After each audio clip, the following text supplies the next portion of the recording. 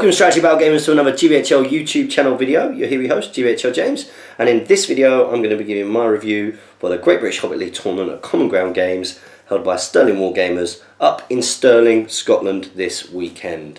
Now, Stirling Wargamers, quite a few of their guys have managed to make it down to a lot of the Great British Hobbit League tournaments this year down in England. Mainly David Reed. He seems to be sort of flying the Scottish Hobbit SBG flag very well.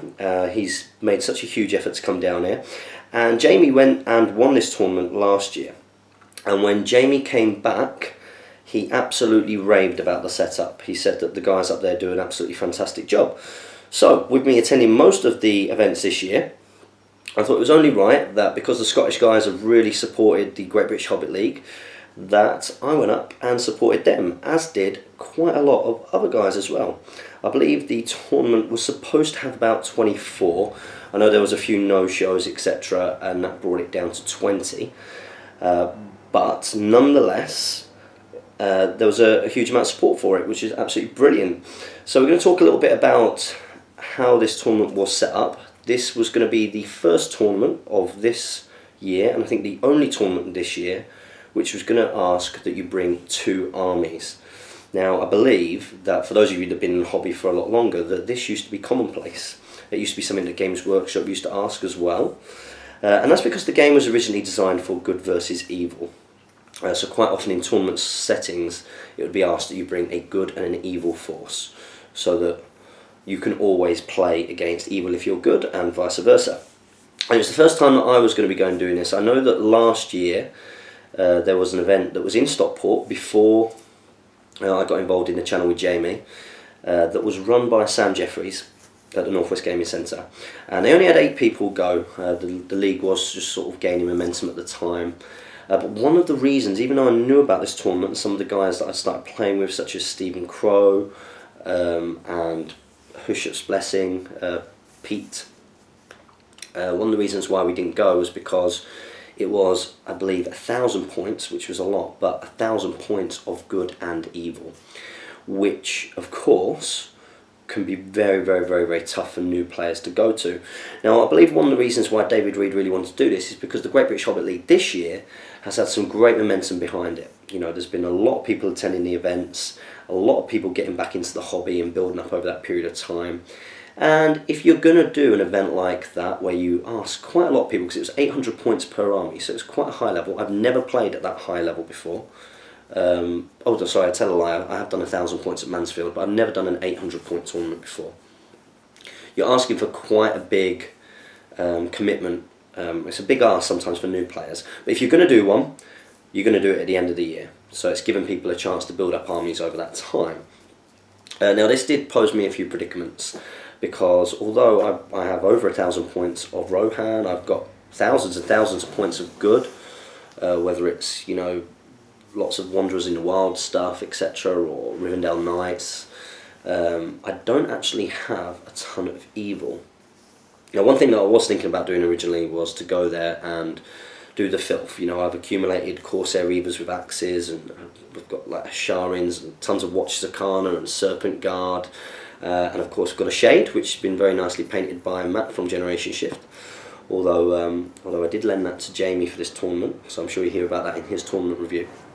But I was quite keen not to do that kind of filth. And one thing that I had been hoping to do for an evil army was, a long time ago, Darren of the Northwest Gaming Centre allowed me. I was going to buy it off of him originally, but he said, listen, you know, you don't have to buy everything that you want from me. This is from the Northwest Gaming Centre. It's a sponsored army, as it were.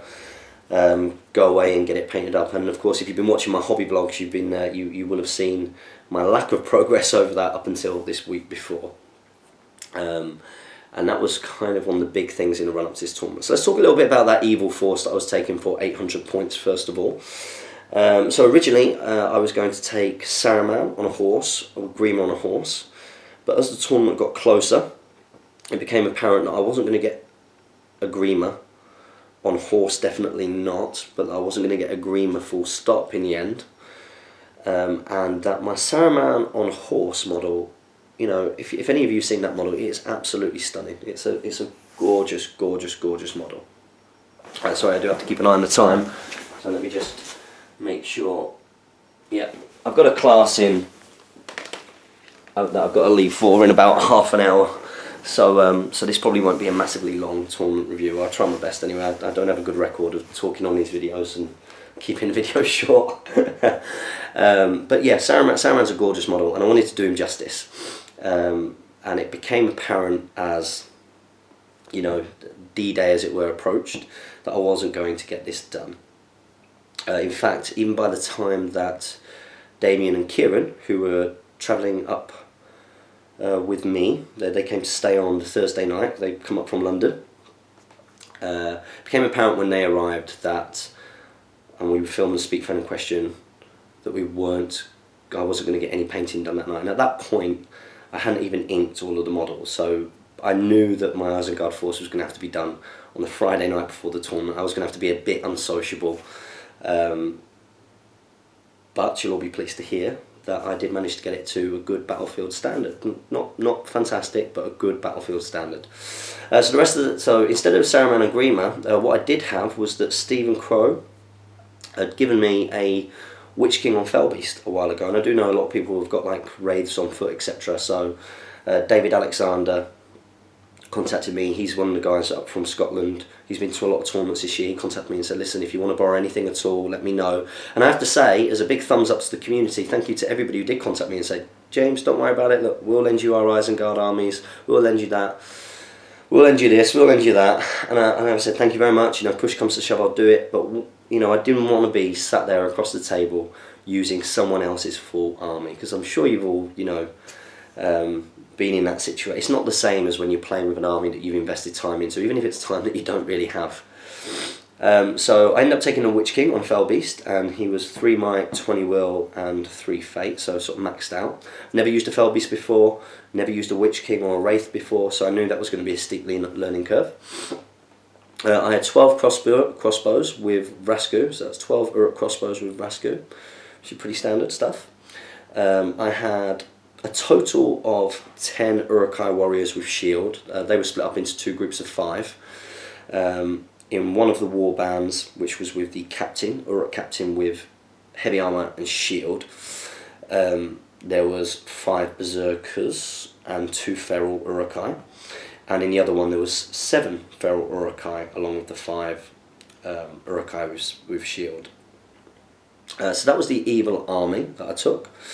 And we'll be able to talk a little bit about how that got on later on. My ideas behind it was that if you're going to take Isengard, then in my opinion, you know, the answer that we always give in the Q&A is that you want a 3rd crossbows if you can.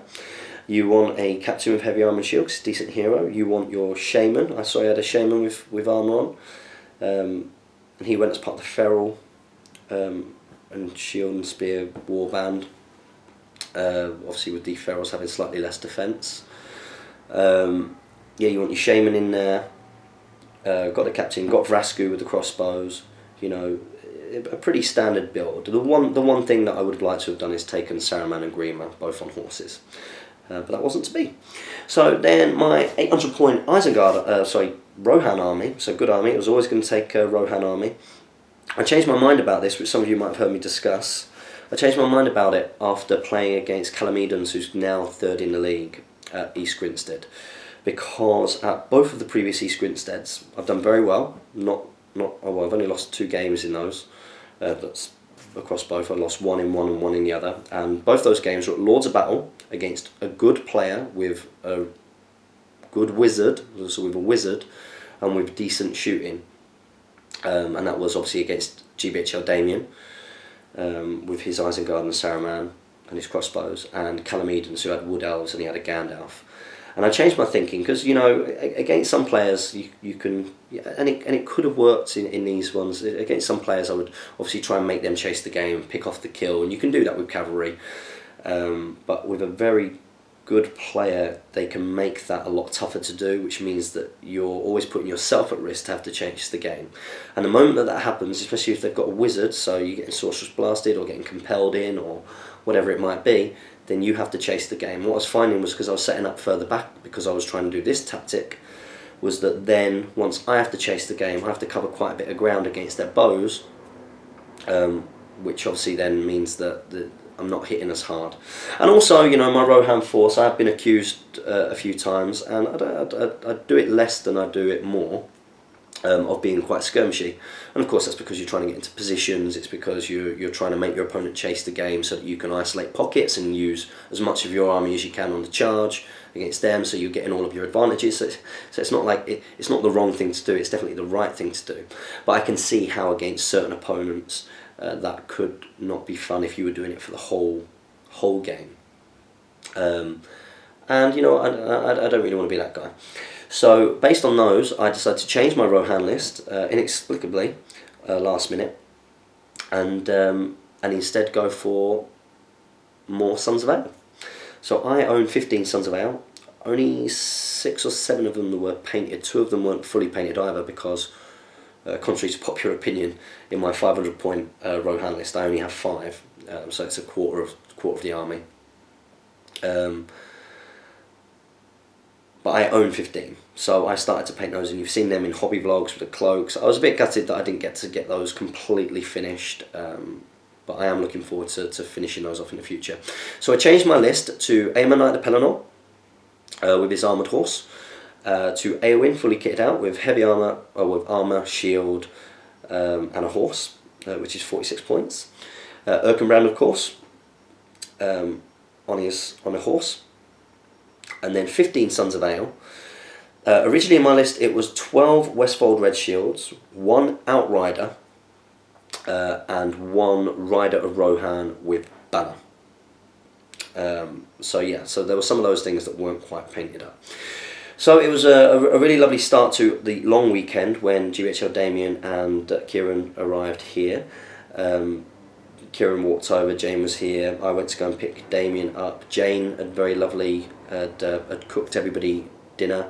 We did the Speak Friend question, we got up early-ish the next day, my shower's not working so everybody had to have a bath, which is okay, and I of course was still trying to get my army ready. And you know, I realised that at some point, you know, I've never had to store 2 800 point armies in my case before. So I took everything out, and this is key, you'll hear why. I took everything out to put it back in. I'd done a little bit of painting that morning as well. I took everything out to put it all back in, and for the journey. And then Dave Nolan, who's only a relatively new player, he plays Warhammer predominantly at the Northwest Gaming Centre. He came to the last Desolation of Stockport 2.0 and managed to come second, so obviously a good player, even if he says otherwise. He came to pick us up, and which was very lovely of him. Thank you very much, Dave, if you're watching this. And he started to drive us up, and we were picking up Charles along the way, who had also very kindly offered to drive. But if anybody knows Charles, as lovely as he is, his driving is not amazing. He's an aggressive driver, I think is how you describe him. So yeah, we made our journey up, and it was a very, very pleasant journey. It went very quick. Dave had organised a little bit of a music quiz for us, like a Hobbit music quiz that we all had to be involved in. It was me and Damien, Team GBHL versus Charles and Kieran, and Team GBHL smashed it. Thanks to Damien, I think I answered 1 question. It was a key bonus question I'd like to point out. So yeah, the journey went very quickly. It was quite leisurely. Had a couple of stops. Got to the hotel. Got some food. I had a drink when I was going. I said, "Listen, I'm going to crack on and paint my models." My roommate was going to be Jay Finnegan, and I'd like to thank Jay for well, I say him sorting it out, but he asked for me to sort of share with him. He also paid for my ticket for Stirling, so thanks very much for doing that for me, buddy. Obviously, I paid him back, but you know what I mean. So instead, Lewis Applin, who is part of the local meta as well, I suppose, he was going to be sharing with me. And he was coming up with Tony Moore and Nigel, again, who are Northwest Gaming Centre players. So it's been really good to see the emergence of a lot of local players in this area since we started the channel, which is brilliant. And I'd like to say a massive, massive, massive thank you to Tony Moore. And he was the guy who actually booked the rooms. He booked the room for Jay, and then Jay, I was going to be sharing with Jay. So thank you very much for doing that. So Lewis came in quite late, and I was like, listen, I've just got to do a little bit more painting, which I did manage to do. And then yeah, got up in the morning and went to the venue. So Common Ground Games in Stirling. Wasn't too far from the hotel. We were staying in a Premier Inn. Wasn't too far. It used to be an old snooker hall, and it is a fantastic gaming centre. So if you're watching this and you live in Scotland and you don't know a decent gaming centre, or you want to go somewhere for some games of whatever it might be, because I saw across the weekend there were people playing X-Wing there was people playing Warhammer there was a lot of War Machine going on there. I know that 40K's played there quite a bit. There's a shop in there as well, and there's like a little canteen, and it's a fantastic gaming centre. It's nowhere near as big as the likes of Element Games and Northwest Gaming Centre together, so it's not like that. But in terms of the boards and the I guess you'd say the sort of the clean appearance. So the Northwest Gaming Centre is in a mill, and it could do with a lick of paint. It could do with a nice floor down, or at least a good scrub, and it could do with sort of being relaid out in a lot of different ways. A bit of investment and that place would be perfect. But Common Ground Games, I think it's probably the best, and this is just my opinion. This is not the opinion of the people who make up the Great British Hobbit League, and nor is it the opinion of the GBHL channel podcast, which of course is separate from the Great British Hobbit League in that way. But it was just my opinion. It is actually my favourite setup from a professional point of view. Like I've always said that I really liked East Grinstead, because it's in a pub and it's got that kind of relaxed feel, and I still do. But in terms of visiting a gaming centre, especially because obviously Northwest Gaming Centre I can kind of take for granted because it's there, and we're there in it all the time.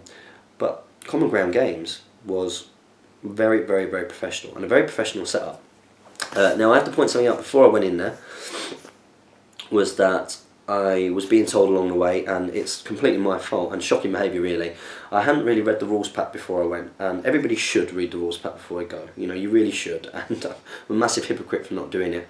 I've had a crazy busy couple of months with the gym, and obviously trying to get things ready for Christmas and the wedding, and now this tournament.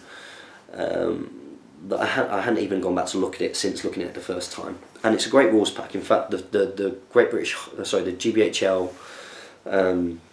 channel tournaments, so the Desolation events, have been based on the rules pack that David Reed of Sterling Wargamers originally put together in format and everything. So really good rules pack. Got a couple of custom scenarios in there which have been used by Jamie and myself before as well. And I was emailing my list, and I'm there and I'm typing it all out. And all of a sudden, I start typing Eowyn, and my head goes straight into my hands, and everybody says, "What's wrong?" And there's very much a kind of Luke Skywalker, "No!" moment, because I physically remembered taking Eowyn out of my case when I was unpacking the Rohan to see if I could get the Isengard in it and the Rohan back in it, and putting Eowyn, painted by Shadow and Flame, on my Shadow and Flame shelf on my bookshelf in the dining room. So everyone's in the room, and I did that, put it up there, packed everything else, and what I didn't put on there was Eowyn. I also unpacked all of my Outriders and didn't pack the one Outrider that was part of the list, and completely forgot about that until brilliantly the guys at Sterling Wargamers came back to me and said, "Listen, your list, something's off." And I was like, "Oh right." Okay. So we looked through it. And what we had to do was downgrade one of the Westfold Red Shields to Rider or Rohan, but originally that was going to be an Outrider. But just completely forgot. So Eowyn was missing, and I was so embarrassed, like so embarrassed. I'd worked so hard to not be embarrassed by fielding my own evil army. I'd worked so hard at it. Could put most of the models that I put down for the evil army were mine that I'd done. Not to an amazing standard, but to a good battlefield standard. They need the highlights, need the basic finishing and stuff, but pretty good. And then probably the most nicely painted model in my Rohan army, which I left at home. So I went up to David, tail between my legs, and I was like, "I'm so sorry." The problem with that is as well, because I packed everything in that one, there was no room for anything else in the case. It's not like I could have redesigned the army. The only way I could have the only way I could have still taken my Rohan force because it's three war bands of of 9 basically, 9 or 10. Would have been to not have warband, to be playing at less points, because of course I've not got Eowyn to lead a warband. And I have to say it was very, very kind, and I can understand it. This would be on like a sliding scale, that sliding scale. David very kindly said, look, listen, if you can find a model that clearly isn't, well, I say clearly isn't something, if you can find a model that you can put on the table and say that's Eowyn, we're quite happy with that. And I think the reason why he did that, and which was very kind of him, the reason why he did that was because he's seen my Eowyn before, he's played my Eowyn, it's been on the channel, the efforts I've been putting into the Iceguard this week. It is not as if that I've gone there and been like, oh, I forgot Eowyn and I don't have her, and was gaming it. He knew that. I could see how if it wasn't, and it's not just because it's me, but I can see how if it was somebody else and you didn't know they had a model, and let's say they were saying, oh, I've got Malbeth, or like a profile, a model that you don't come across that often, and you've never seen them have it, that maybe you might be like, can you rewrite your list? But very, very kindly and very leniently, so thank you very much, David Reed. He said, listen, just I know that this is a big boo-boo, just so David Alexander very kindly, as well as the Ringwraith on foot, lent me an Isildur footer mounted to represent Eowyn. We put a little note around the base of the Isildur to say, post-operation Eowyn, sorry, kind of thing. Oh, sorry, excuse me.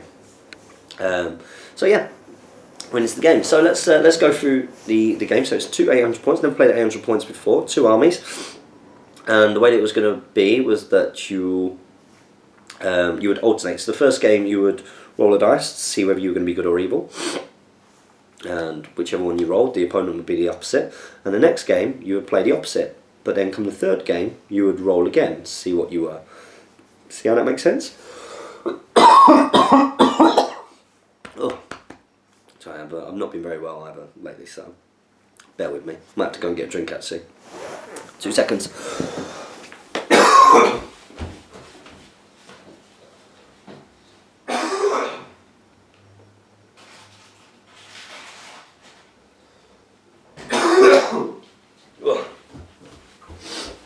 Oh, sorry about that, guys.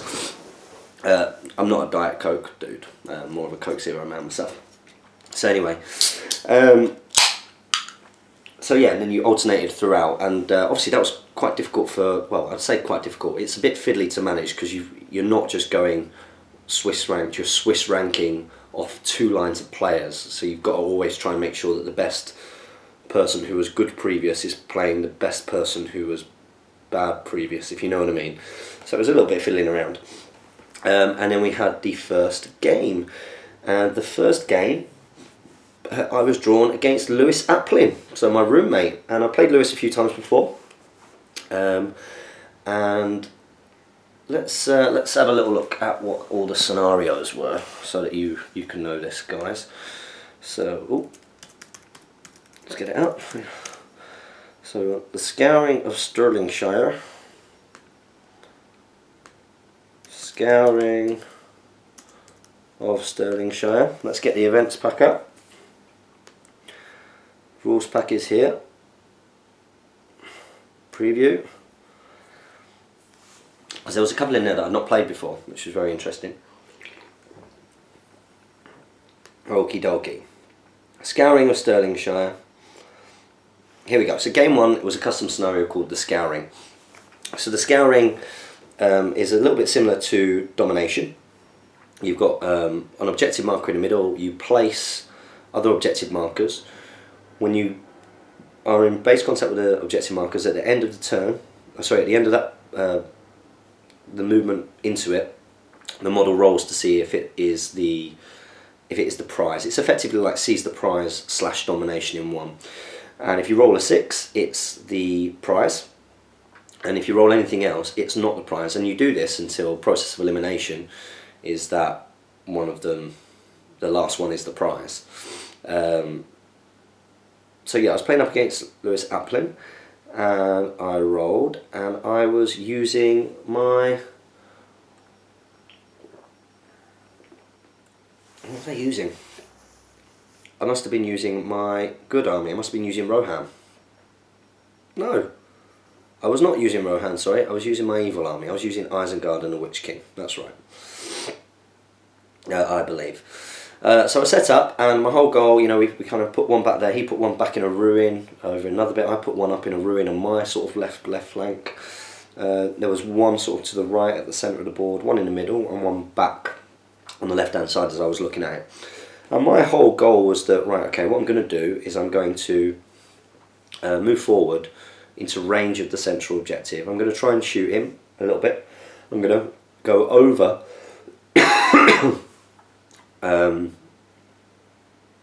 two of the objectives. So there's an objective in the middle, one on the right hand side. Well, there was two at the back there, so maybe it was 6 objectives. I think it might have been 6. Yeah, it was 6 objectives. Because there were 3 on my half and 1 in the middle, well, my whole thing was that, right, okay, what I'm going to do is I'm going to move up so I'm over those objectives and leave one person in base contact. And, you know, hope that he's not rolling a 6 with the prize that he's got. You then have to take, do you have to take the prize? No, you just got to keep hold of it, I believe. So, yeah. And I was playing against Lewis. Tough game in some ways, you know. There's a few things that sort of came up at different points. I was feeling pretty tired as well, so you know I wasn't going to put up with anything. There's a few times that I had to say a few bits and pieces, but it was in the end. I managed to get over the middle one, got to roll for it wasn't that one. He did the 2 in the far corner. The 2 that he had on his side, it wasn't either of those, which meant that I could then just go, right, it's not that one, it's not that one, and it ended up being the last one, so I had the objective. I also managed to get a wound on Gandalf. I also managed to get a wound on Gandalf, which was important in the end, because he did kill my leader, the Witch King. He managed to sort of trap him. Now, I believe that game ended 6-5. 6-5. So if I have a quick look at how this scenario works, I'll be able to say, so claiming the prize, 5 victory points if one of your models is controlling the objective at the end of the game, so I got that. It puts in non-controls, that's fine. You score 1 victory point for causing 1 or more moves on the enemy leader, so I managed that, so I had the 6.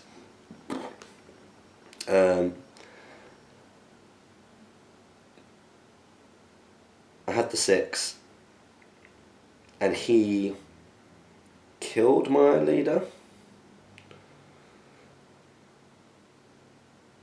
He killed my leader, so he got 3. I don't know why he ended up with 5. Oh, we must have played it 3 and... No. Well, that's interesting. I think Lewis has put down his victory points wrong.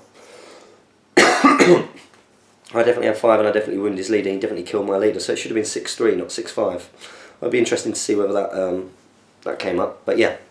So I won my first game with my evil army, which is okay. One thing that was very apparent to me was that I did not have a clue how to use the Witch King on Felbeast. Not a clue. So I made a lot of mistakes with it.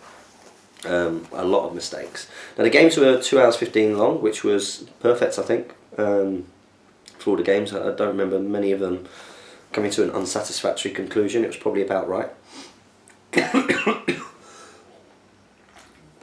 But yeah, so first game victory in the bag, which I was very, very pleased about. Which then meant that my next game I would be playing as good, playing with Rohan. And this was going to be take and hold, which is like a hold ground variation. So it's still got Maelstrom of Battle. The difference is you're not getting VPs for every model that's within a certain distance. It's the VPs are limited by you know, whether you've got more than, double than, etc. Rather than, you know, you could have 10 models and it's 10 VPs. It's like, well, I've got more, so I get 3, or I get double, I've got 5, etc. And I was playing against David Alexander, who is a lovely guy. Lovely guy. He was the guy who lent me some of the stuff. And he had Knight of Umbar on a Fell Beast, loads of orcs and black Numenorians, some Morannon orcs, and also Spider Queen. And also Spider Queen. Now with this one, I actually rolled priority, which is not ideal when you do Maelstrom Battle. You want to come on second, but you know, with Hold Ground, which it's very similar to Maelstrom Battle, my new tactics are, you know, I try and get to the prize and fight over the prize for my opponent, so my opponent's got to fight through me. So I deployed. I had Eowyn and her warband on one side, as far on as they could be. I had Erkenbrand on the side opposite, on as far as he could be, and I had Eomer on the bottom half with the banner and everything, up as far as he could be. And David decided to, where he could, put all of his eggs in one basket and come behind Erkenbrand. And his whole goal was, right, okay, well, if I can kill Erkenbrand, it's going to be a lot harder for James, because he's not got a +2 courage on the horn. So I've got another like 10 minutes before I've got to set off, so I better be reasonably quick. So yeah, he decided to do that. So it was always going to come down to some key roll-offs. Now over the course of the game, I think what's key to point out is that Dave won most of the priorities. I think I won one priority. He also won all of the roll-offs, except for 2. And this is very, very important. So in the second turn, Knight of Umbar wins the roll-off to get the charger over on Erkenbrand, which of course is not ideal. He also manages to transfix him and gets round, and everything else gets charged as well and kills him, which is not a great start. I managed to sort of get as much as I could over to that part of the board, and then it came down to the next bit was trying to get Eomer up into combat with the Knight of Umbar, and that was very, very, very key. His Spider Queen had killed some stuff and got over, and it was going to come down to sort of the heroic strike off. I did have him surrounded. I did have a couple of Sons of Ale on him, etc. It was all a little bit messy. A lot of my riders weren't managed to get the charge. Quite a few Sons of Ale were going down quite quick, and some of the riders.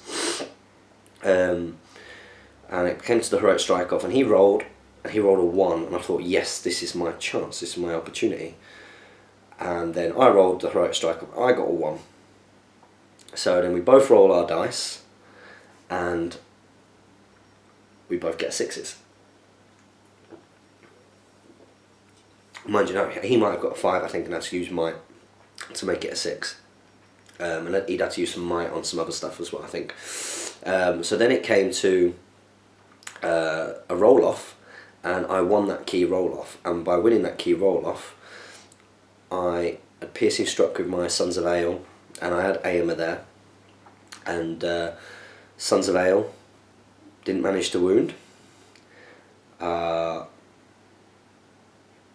Didn't manage to wound. I thought I might as well go for the rider. Didn't manage to wound. I think I was going for the Fell Beast. Didn't manage to wound the Fell Beast. Didn't manage to wound the Fell Beast. Didn't manage to wound the Fell Beast. Finally, it was Knight of Pelennor, and I think on the last 2 dice he managed to get it in there, and Dave failed his fates and couldn't might them up. And so Knight of Umbar went, and I'd killed his general, which was important. Now this could have gone and then worked against me later on, because, well, not that could have worked against me, but then he could have flipped this on his head. He did manage to get the Spider Queen in on Eomer, and we had a similar situation. And in that similar situation, again, I'd been losing all of the other key roll-offs, but on that one, I won it and managed to kill the Spider Queen. So Eomer was definitely the man of the match in this one. David was never going to get to the objective. I think he broke me, but I'd killed his leader, and I had the objective, if that's right. So yeah, I had 5 victory points for that. I'd killed his leader, so I had 8. Oh no, I don't think it. No, he didn't break me. He didn't break me because it was 8-0. Although he wasn't too far off. So that was my game versus David Alexander. Lovely, lovely, lovely guy, and no offence to any of my other opponents. I had some fantastic games, but I did give him my favourite opponent vote. So I started off with 2 wins, which I was very happy about.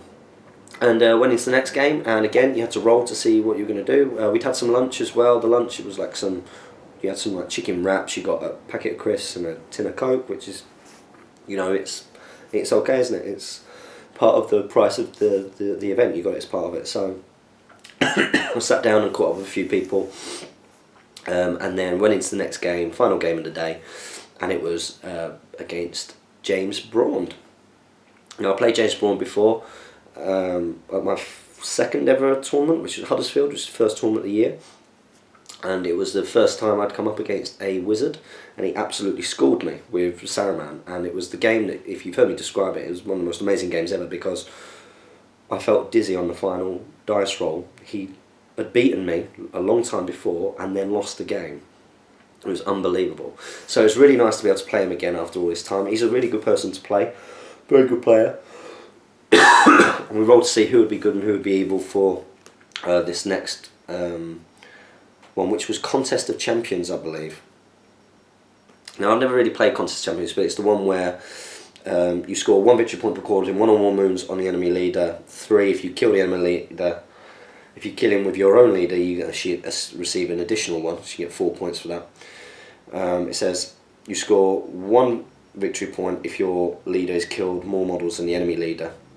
This increased to 4 if your leader has killed double than what the enemy leader, and 7 victory points if your leader killed treble than what the enemy leader killed. In the event that your leader kills 0 models, you get 1 victory point if you kill 1 model. Okay, so yeah, it's all about your leader killing stuff and trying to protect your leader but also kill stuff. And we rolled, and I had my evil army and he had his good army. His good army was a Rivendell Knight army that had a couple of captains in it. It had Saruman the White as the good model, and it also had Legolas with a bow. So it was clear that there's going to be some serious shooting going on here. I obviously had my evil army, Witch King, etc. And I was a bit confused by this scenario, I have to say. Like, I've never played it before, I was pretty tired, and this was one that I wish I would have sort of had a couple of practice games in. So I thought, right, you know, I'm gonna try and kill his leader and try to shoot his leader. That was going to be my original goal. So I set my crossbows up. I didn't set them up that close because I was a bit worried about him charging, but in retrospect, I don't think he would have ever charged. I think he was always going to sort of move back. So I wish I'd have sent them up close to the centre of the board and then protected them by putting the Witch King further back and maybe putting some more of the ferals and shields on the flanks, just in case he did charge. I could come around and counter charge, and then I probably would have been reasonably confident. But I didn't. I was worried about the Witch King, so I set him back behind some ruins, and I was worried about that charge, so I was a little bit too far back, and that gave him room to sort of move back over the course of the game. And he made me chase the game because he was able to move and cast Sorcerer's Blast at a much bigger range, and he managed to do that, and he managed to kill some models, which meant that then I had to chase the game, which I proceeded to try and do. Had some awful luck with Sap Will and Your Staff is Broken on Saruman. But at the same time, he had awful luck with his shooting. I think over the course of the whole game, he killed 2 models with the Rivendell Knight shooting. I was out shooting him with my crossbows, even though I was moving up. And the game consisted on him moving back towards the board edge, me getting him into positions where I could sort of shoot him and take a lot of his numbers off. So I did manage to kill a few Rivendell Knights and kill quite a few of the horses. But the fact that I was having to chase the game with the Witch King then was a problem. And it was kind of like the long march up, and every time, because I was trying to cast things, because it's a ring wraith and his will's going down, at some point he's going to disappear. And I had a moment where I was sort of compelled something out, managed to charge it, and I was going to hurl it through, and he moved back, and then he cast a Sorcerer's Blast on me, and I didn't realise you could Sorcerer's Blast, a good model could Sorcerer's Blast even when you're in combat. I was treating it in my mind as like missile fire, and it's not. And that caused me some problems because I had to use quite a bit of will, and then I had to do it again, and I was off the Fell Beast, and being off the Fell Beast meant that I was never ever going to I could never win the game really, because he only had 1 will left, so I had to run away with the Witch King, and then just I was basically then trying to wipe him out. And I think actually with a few more turns I might have done that actually, but you're talking about if it was a friendly game and there wasn't a tournament time limit. It wasn't like we were playing slow or anything at all. So really good game, and he beat me convincingly. I think it was 7-0. 7-0 in that one that he beat me. So that was my first day. David Reed very kindly booked us all into a Chinese buffet that night, which was really nice. It was nice to go and do that. We decided against going out on the night out on the Saturday. A lot of us were quite tired. Loads of others did. Lots of Scottish lads did, but we decided against it. Heading back to the hotel and tried to get sort of a reasonably early night. Had a couple of drinks in the Beefeater next to the hotel. But yeah, really good night. Nice to catch up with everybody. Some lovely guys up there. Because I've got to go to my class, I think I'm going to do this in 2 parts. This tournament review. So stay tuned for the second part of my review of the Scouring of Stirlingshire Great British Hobbit League tournament. As always, make sure you comment, like, share and subscribe. Support your Hobbit hobby, and happy strategy battle gaming.